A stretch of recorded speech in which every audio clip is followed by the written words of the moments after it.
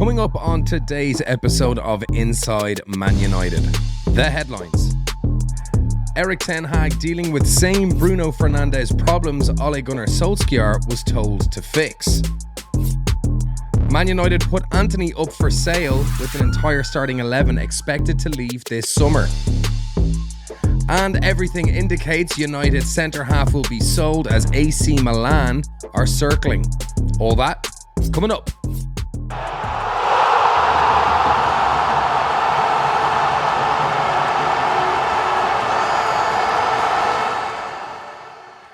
Hello everybody, welcome back to Inside Man United. My name is Rowan Brennan and thank you very much once again for joining me. And as always, if you are new around these parts, if you do like the content, of course, don't forget to hit like and subscribe. It means a huge amount. Now, just to kick off today's news, February, it's nearly the end of February. It's 27th of February, Tuesday now. And what was looking like a very strong month for Manchester United and Erik Ten Hag and his men has kind of gone out with a bit of a whimper, to be honest, because what started out as, back-to-back wins on the trot, getting a bit of momentum, albeit some of the performances not amazing. The Villa game really did kind of spark a lot of confidence in the fan base, and, people seem to, Højlund was starting to get his scoring boots on, setting records for the amount of goals scored in games consecutively for a man of his age. And we dealt well with the injuries, and we just seemed to be kind of, grinding out results and doing what a decent team should do, which is winning ugly. And we were doing that and doing it consistently. Then the game against Fulham, an insipid performance which has angered a huge amount of the fan base, not only just because it's a loss. We can accept losses. United fans are used to that, unfortunately, over the last few years. It was the manner in which we lost. It was very, I don't want to say cowardly, but it was very lazy and a huge amount of poor performances across the board, with Bruno doing what Bruno does, which is, fall to the ground under minimal contact and, whinging and moaning, which even when it's your own team and everyone loves a shithouse, there comes a time where you're like, Jesus, man, come on. And it's, the tide is starting to turn on Bruno a little bit, because we have seen diminishing returns from Bruno. Now, you can say it might be the style. It could be a case of, he doesn't have the right midfielders behind him. He's running around trying to do too much instead of concentrating on being a number 10. Again, these things might not be his fault. But statistics, we keep getting bandied about with the statistics that he's the biggest shot creator in Europe, and he's, number one for this, number one for that. He's not comparable to Kevin De Bruyne, in case anyone wants to do that. He's 10 goals off if you regulate for the same amount of games. He scored 10 goals less when you take penalties out of it. And I think he's on 50 less assists if you extrapolate over the same amount of time. So De Bruyne is a far better footballer. He's bigger, he's more robust, and he can carry the ball, he can dribble the ball. He loses the ball a lot more than Bruno, and people go, oh, look, he's missing 30 chances. 30 chances per game aren't finding their target. Bruno's only got 20. That's Bruno when he's got 40% possession. When you're Kevin De Bruyne with Man City and you've got, 60, 65%, 70% possession, yeah, you're going to have a lot more opportunities to be wasteful with the ball, which is what Kevin De Bruyne is. But he's doing it with, almost 50 to 60% more possession and doing it far higher up the pitch. Whereas Bruno is kind of doing it in the middle of the pitch, and he's doing it with far fewer possession percentages. So it's not looking good. I mean, last year, Bruno, in a year where United were seemed to have done well, Bruno had 8 goals and 8 assists. That's a very meager return for someone who's supposed to be your main creative outlet. But we got away with it because we were winning ugly, 1-0, Rashford coming in off the left. But it's 3 goals and 2 assists, or 2 goals and 3 assists for Bruno this year. And it's simply not good enough, regardless of how the team is playing. Other players and other teams are still able to get more goals and assists, even though they're below United in the league. Then you can say maybe it's Ten Hag's tactics, but these are issues that we saw under Solskjaer as well. So the Mirror goes on to say here, in the eyes of many, Ten Hag has not made enough improvement at United. And the tide is starting to turn on Ten Hag. And I'm certainly being swayed by what I'm seeing on the pitch, the money that he has spent, the gaping holes in midfield, the number of shots we've conceded, which is 450 shots United as a team has conceded so far this year, which is an average of 17 to 18 shots per game. And we are only beaten by Sheffield United, which is a damning statistic.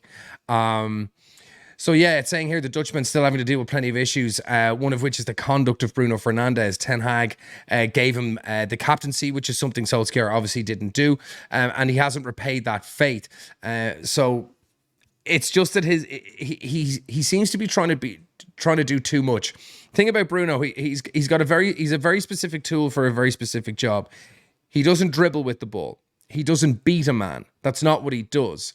He receives the ball and he tries to make passes. Now, not being successful with your passes, your pass completion rate isn't all that important with your attacking players, particularly your most advanced, because you're paying them to be creative. Most of the time, it's not going to pay off. You're allowing them 10 shots, hoping, 2, 3, 4 hit their target.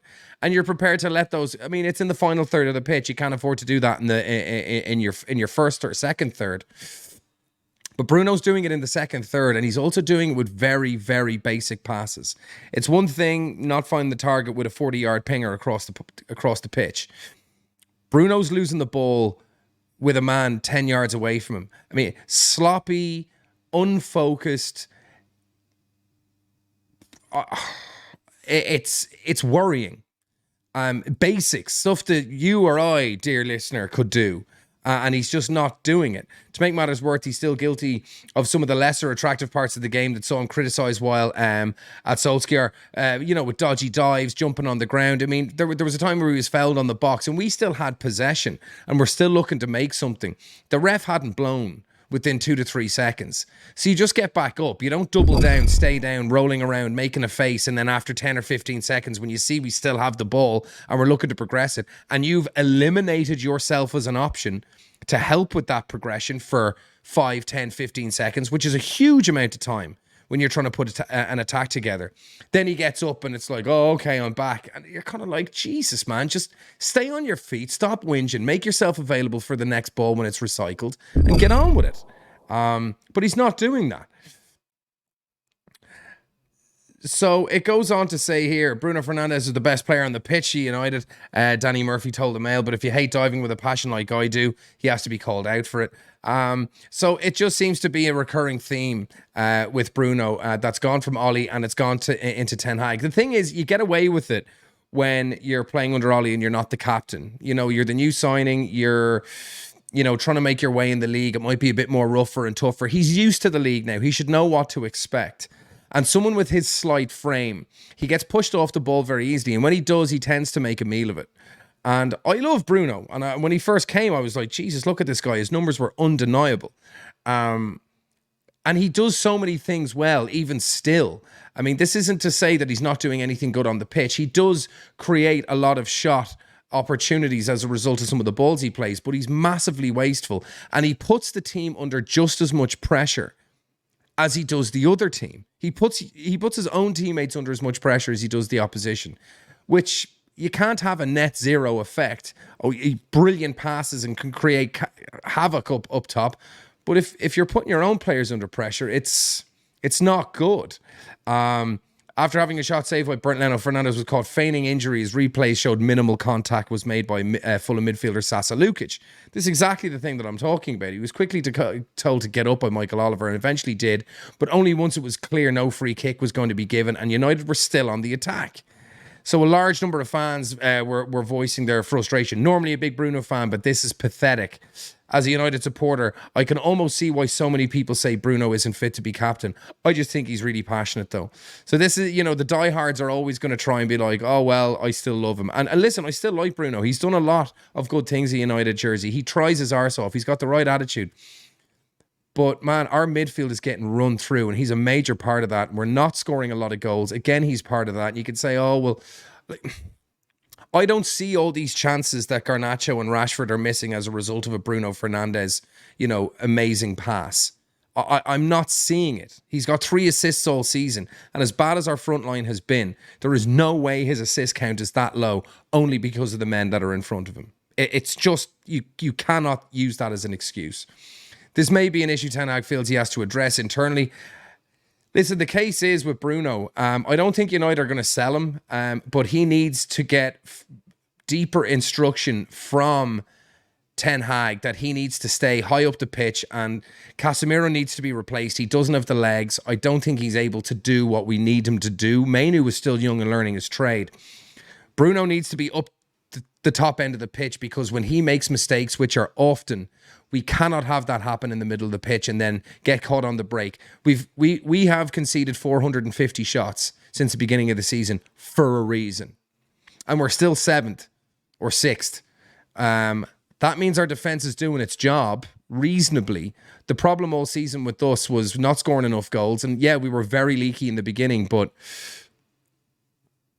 Bruno has to take some responsibility for that. So there's going to be big questions over Bruno and his viability as a captain and a continued member of the starting 11 in the summer. I have no doubt that his performances this season will be looked at. He's 28, he'll be 29 next year. You'll still get a good price for a player like Bruno, 28, 29. He doesn't rely on speed and physicality. He's very much an intelligence-based player, technique-based player, very much in the Kroos and Modric mold, where he doesn't need to have a huge amount of speed or strength to do what he does. Mind you, I think Bruno gets pushed off the ball a little bit more easily than you would hope. But yeah, it's going to be a consideration. But basically on the next article that we're going to look at, I don't think Bruno is even close to being put on the chopping block compared to who we are going to be getting rid of. So next, here we go. There he is, the man himself. Antony put up for sale. It seems to be like the whispers are that it's kind of official. People were hemming and hawing. Will he maybe get another season? Is he going to be given another crack? Is he useful as a workhorse to just have around? But I think what people expected has now been essentially confirmed. That Ten Hag has lost patience with him, and they're completely ready to cut their losses on him. And he's going to be joined by 11 others. I did an episode on Dan Ashworth, the 7 ins and the 11 outs that he's going to have, and those names just keep cropping up over and over and over. So United will reportedly consider offers for Antony. Of course they're going to, and he's been an unmitigated disaster. Will go down as probably one of, if not the worst signing in the history of Manchester United. Jadon Sancho would be close, given what he was doing in Germany, the price we paid from the wages he's on, and what an unmitigated disaster it's been both on and off the field. So Sancho pushes him, but Juan Sebastian Veron can breathe a sigh of relief, because he is now well down the pecking order in one of the worst transfers in Manchester United history. I mean, I think Angel Di Maria and Sanchez are above him now as well, but he's tumbling down the list, which I'm sure he's grateful for.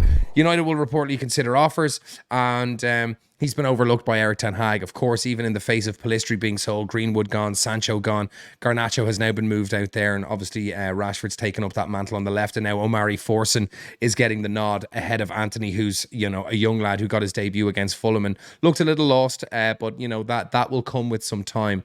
It seems as though Antony's time is over, and according to Manchester Evening News, the 24-year-old is one of several players who could be leaving Old Trafford at the end of the season. It's unlikely they'll recoup their £81 million fee. No shit. And it says later on in this article, they'd be willing to accept offers as low as 50.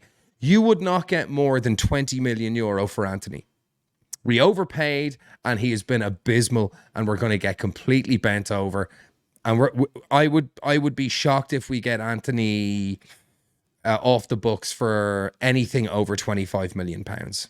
I'd be flabbergasted if we're gonna take a 60 million hit on him in the space of 2 years, which is again, that tightens the noose around Ten Hag's neck. Like, this was your boy. Now, I don't know whether he gave the nod based on the fee. Maybe that was done, in the back room. I mean, a lot of things that have happened over the last couple of years, there's been major questions from Ineos about what the hell happened there.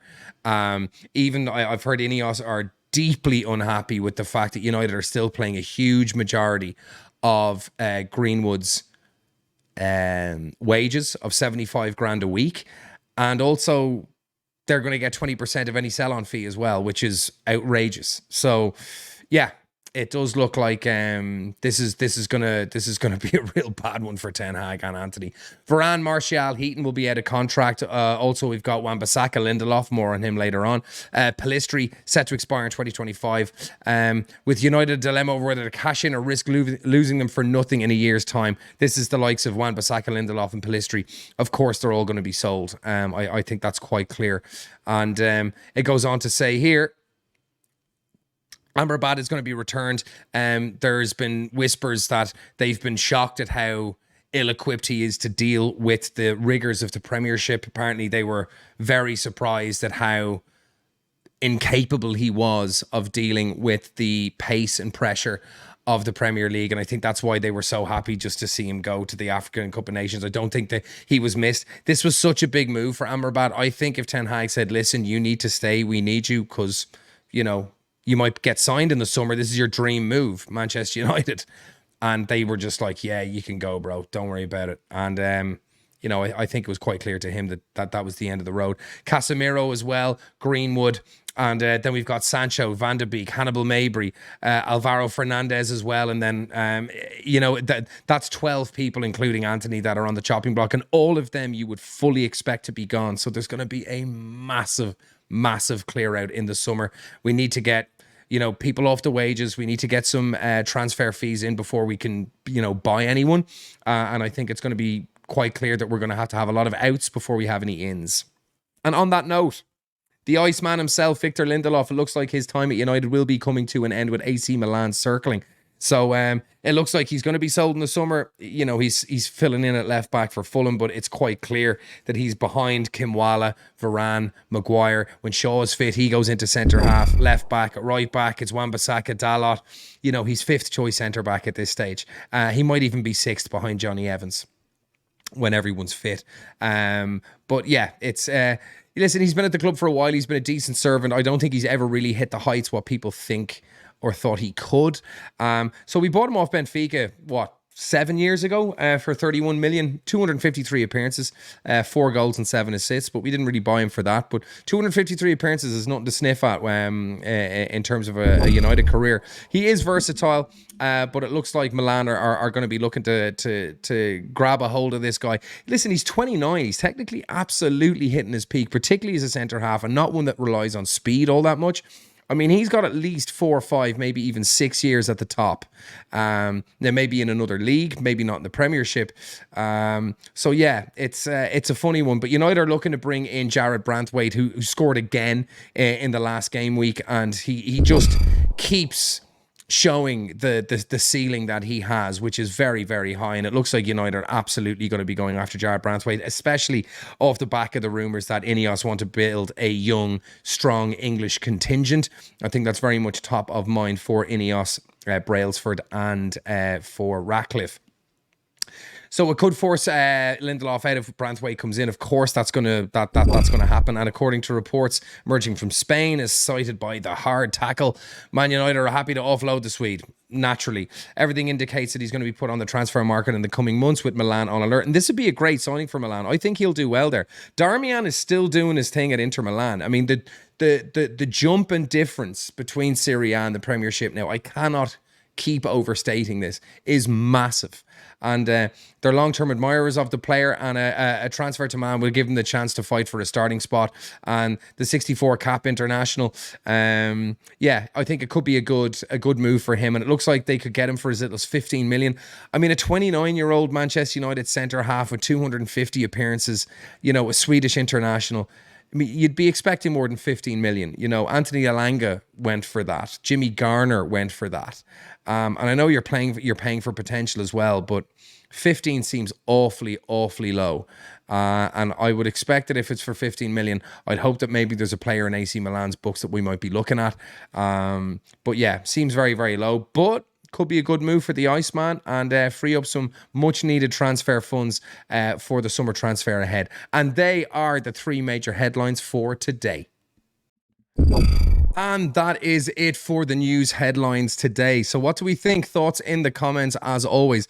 Bruno, do you think he deserves the criticism that he's got this year? Is it a Ten Hag issue, not getting the best out of him? Is it tactical? Is it because he doesn't have the midfielders behind him to sort things out, so he's running around like a lunatic, not doing what he's supposed to be doing and trying to do other people's jobs. It's a very difficult one because there's a lot of stats that will back up why everyone thinks he's so amazing.